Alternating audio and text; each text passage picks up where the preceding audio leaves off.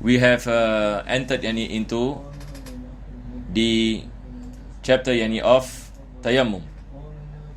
So in our last lesson, we spoke about the reasons that a person is able to perform tayammum. So one of the reasons is that when there is no water, and this is based on the verse in the Quran, Allah subhanahu wa ta'ala mentioned, فَإِن لَمْ تَجِدُوا مَاءً فَتَيَمَّمُوا. Yani if you are unable to find water, then you have to do the dry ablution, that is tayammum. So when the Quran mentioned فَإِن لَمْ تَجِدُوا, yani if you cannot find water, meaning the condition here is you must find water first before you perform tayammum. So based on this, our scholars they put some guidelines on what is the extent that is compulsory upon a Muslim to find water when he does not have any water with him. So in our last lesson, not last week we don't have lesson, the last 2 weeks, our last lesson I spoke about the 3 types of distances, and I hope that those who are following this class, you can remember them. And this is mentioned by the author of Muqaddimah Hadramiyyah. There are 3 distances, one they call it Haddul Raus. The second distance is Haddul Qurb, and the third distance is Haddul Bu'd. So Haddul Raus is the parameter of 150 meters, 150 meter radius. This is in a situation when a person is in doubt whether there is water or no water, then he cannot do tayammum, and he must find water within 150 meters radius. If he has any conviction that there is water outside this parameter, it is compulsory upon him to access that water if it is within the second boundary, that is Haddul Qurb, which is about 2.4 or 2.2 to 2.4 kilometers. If he has the conviction, it becomes compulsory upon him to access the water. And the example will be, for example, if you are in a place in a desert, for example, and you know that 2 kilometers away there is an oasis, you use your binoculars for example, and there is an oasis of water, then you can use for ablution. Then it becomes compulsory upon you to access that water.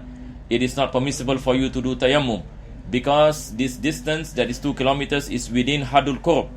Unless it is above Haddul Qurb, for example 3 kilometers, 4 kilometers, 5 kilometers, you saw the sea, for example, 5 kilometers away, 10 kilometers away, you can see the sea from far, for example. You know that you can take ablution from sea water. But in this situation, Islam does not make it compulsory for you to walk or to travel for 5 kilometers or 10 kilometers to attain water. It is permissible that you do tayammum. So this is the difference between the rulings in Haddul Raus, Haddul Qurb, and Haddul Bu'd. So I hope it is clear inshallah ta'ala. We have come to the part where the author mentioned وَلَا يَجِبُ طَلَبُهُ فِي حَدِّ الْغَوْثِ وَحَدِّ الْقُرْبِ إِلَّا إِذَا أَمِنَ نَفْسًا وَمَالًا وَانْقِطَاعًا عَنِ الرُّفْقَةِ وَخُرُوجِ الْوَقْتِ.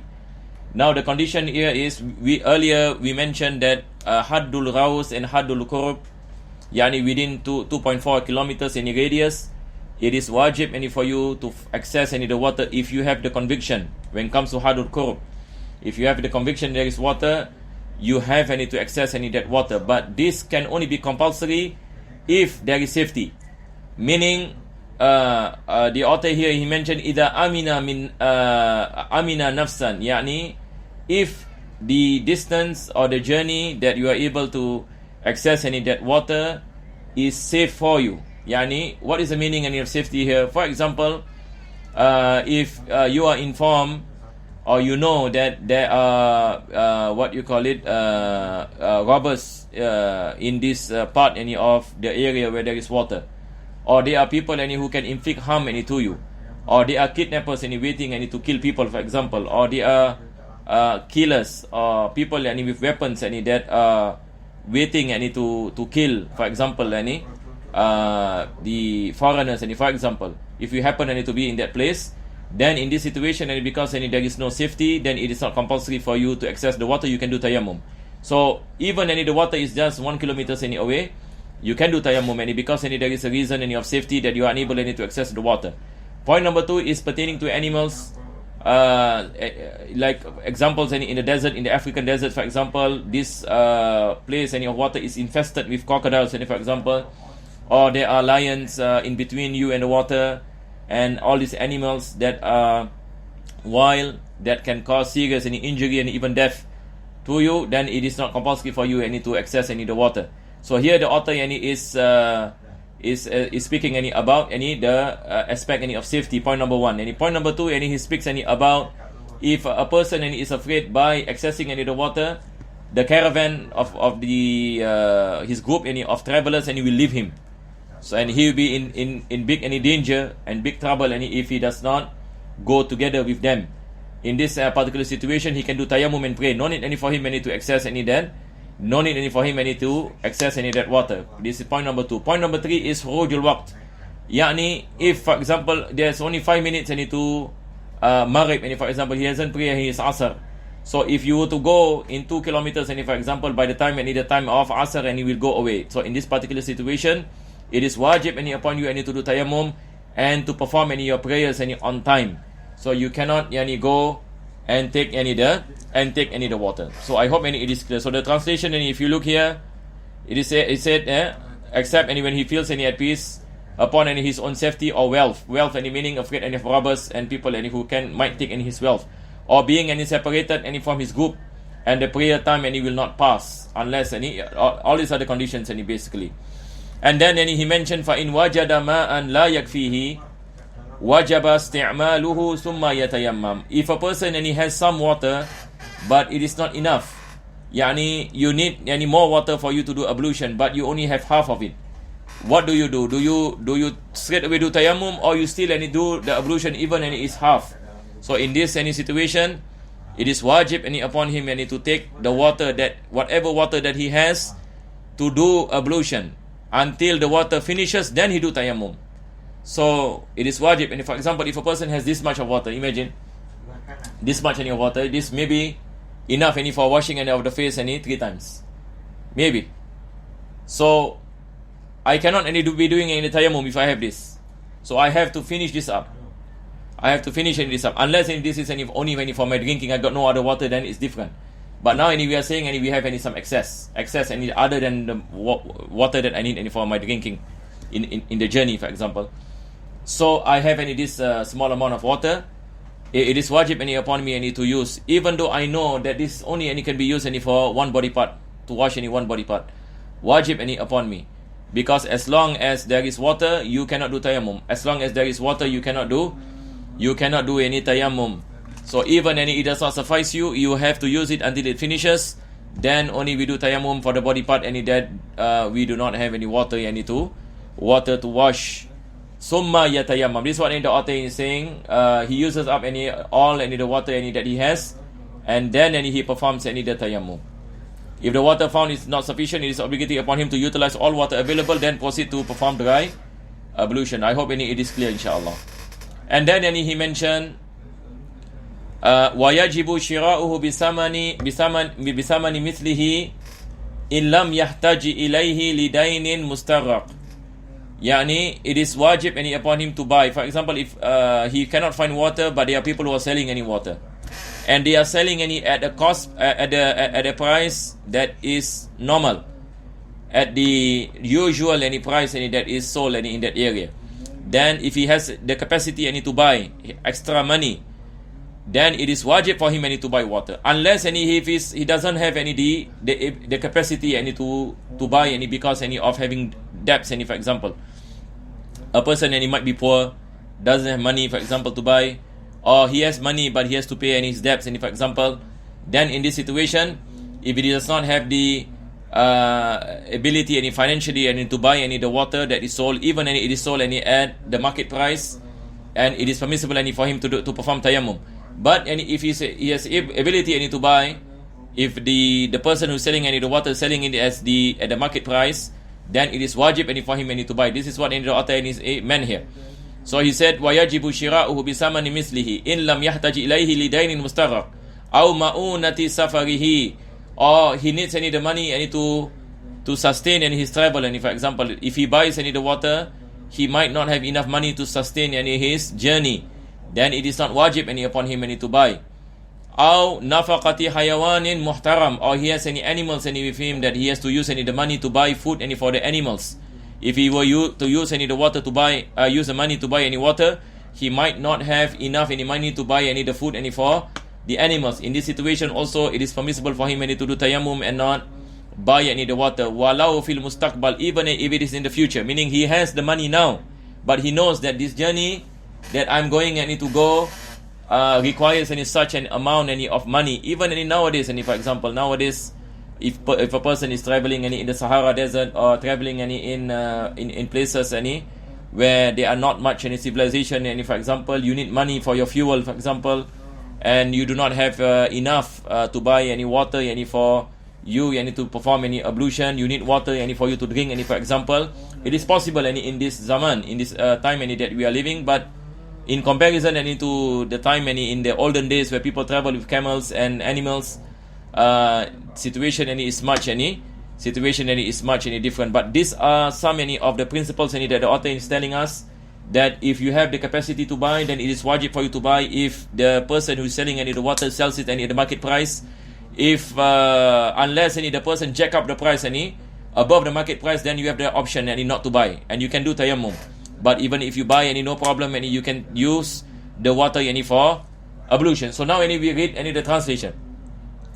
And it is obligatory upon him to buy water at a reasonable price, and meaning the person who is selling any the water selling at the market price, provided that he does not need the money to repay a huge debt, or to be used any for travel expenses or for respected animals, even in the days to come.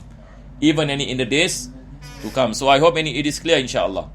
Wa yajibu talabu hibatil ma'i was ti'aratu dalwin dunatiha bisamanihi. And it is also obligatory to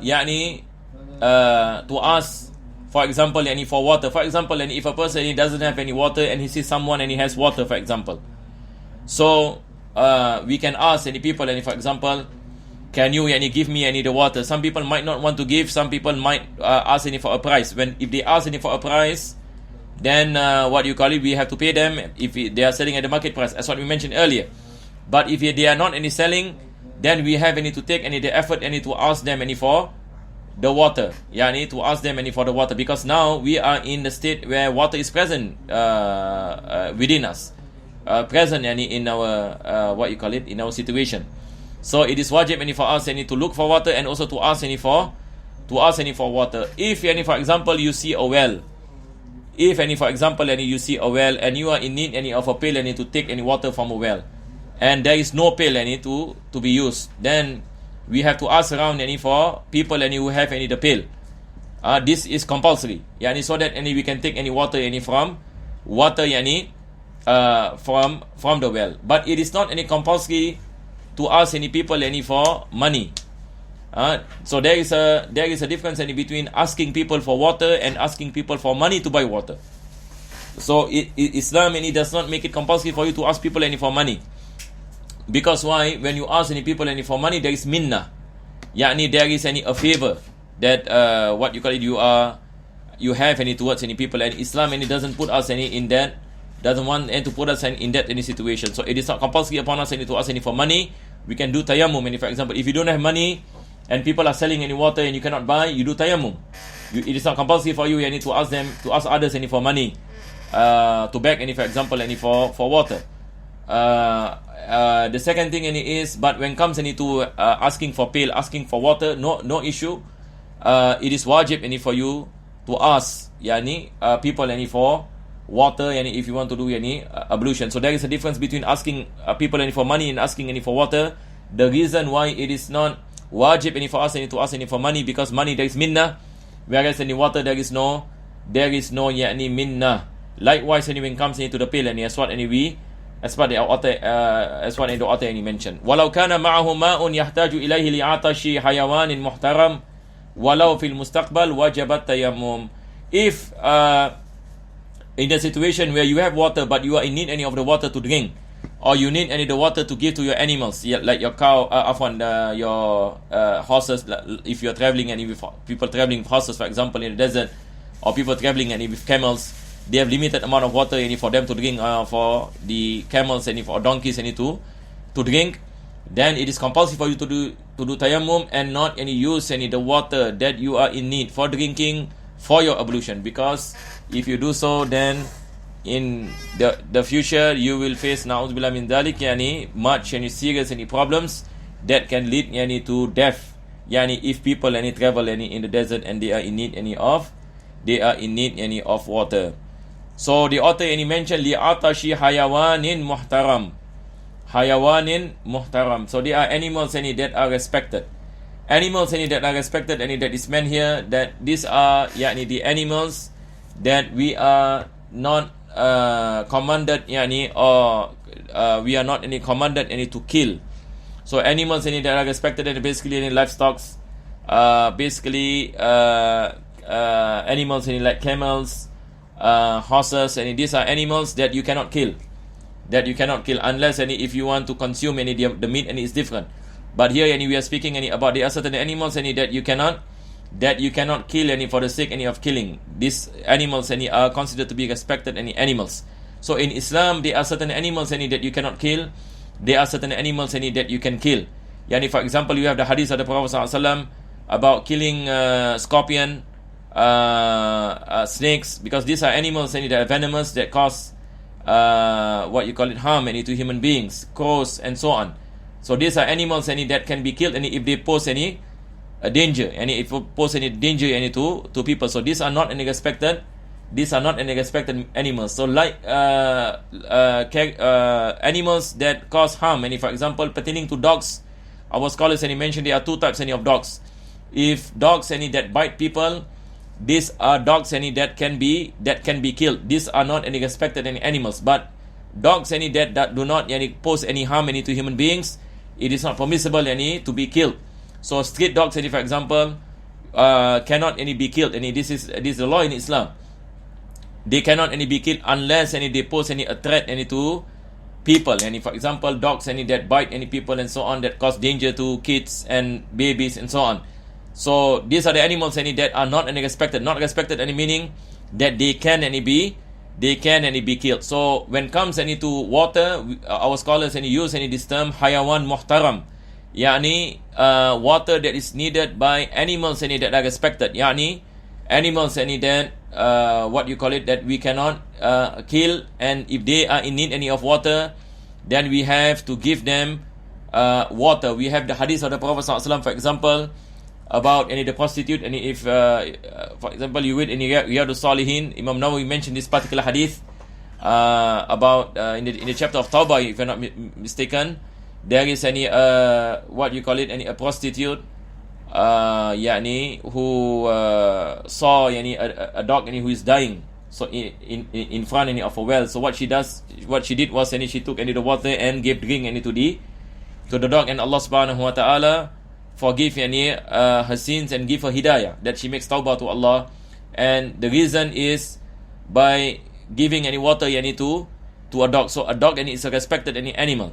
But of course here we are speaking about dogs that does not pose any danger to human beings. Likewise cats for example, and especially animals that we ride, like horses and all these animals that are used by the travelers. And this is specifically that is meant by the author here, because when people travel with camels, for example camels they are in need of a lot of water to consume. So if you do not have enough water for them to consume in the journey, then you have to do tayammum. You cannot take the water for ablution because they are respected animals. And it is obligatory upon him to seek water as a gift and borrow a bucket without the need to pay for it. This is there is a mistake here for me.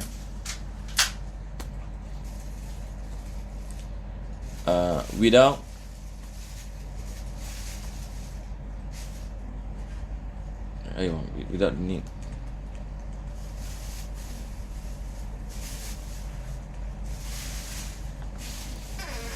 Then he mentioned walau fil mustaqbal wajabat tayammum,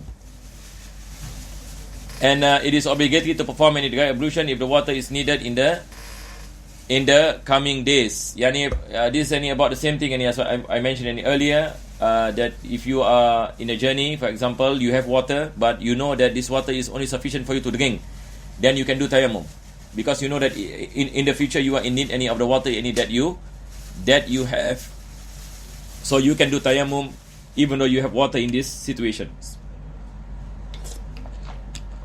ولا يتيمم للمرض إلا إذا خاف من استعمال الماء على نفس.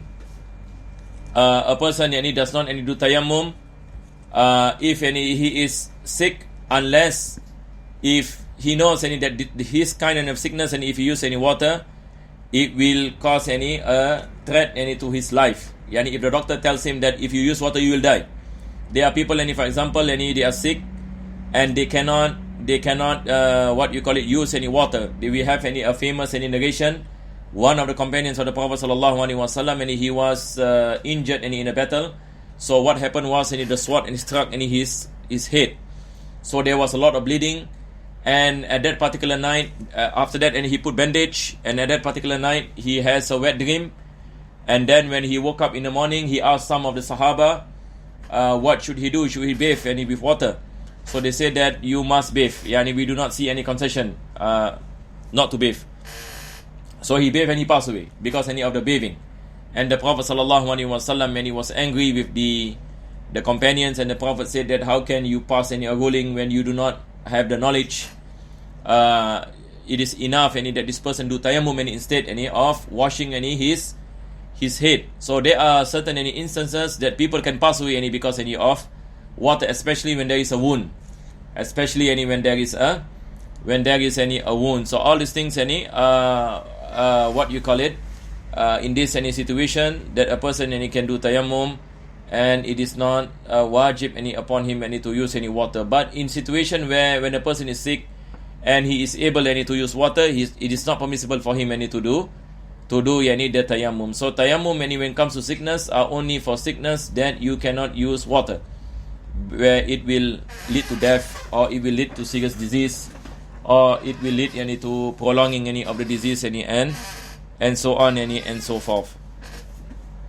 أو منفعة عضو أو طول المرض, or it doesn't bring to death, but it will make one of the body parts lost its function. For example, a person becomes blind, or the body becomes paralyzed because of using any water, then it is wajib upon him to do tayammum instead of using water. Or طول المرض, the sickness is prolonged. The doctor say that if you use water, your sickness will be prolonged to 1 month.